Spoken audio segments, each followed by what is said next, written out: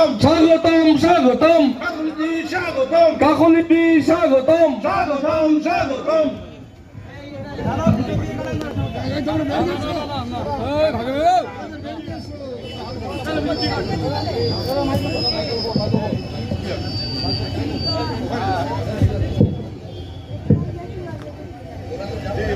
আমাদের প্রিয় সাংসদ বারাসাত সাংগঠনিক জেলা তৃণমূল কংগ্রেসের সভানেত্রী মমতা বন্দ্যোপাধ্যায়ের অত্যন্ত কাছের মানুষ আমাদের সাংসদ ডক্টর কাকলি ঘোষ দস্তিদার, দেগঙ্গা ব্লক সভাপতি আনিসুর রহমান বিদেশ অ্যাম্বুলেন্স উদ্বোধন করলেন আর একদম বিনামূল্যে গরিব অসহায় মানুষের পাশে দাঁড়ানোর জন্য।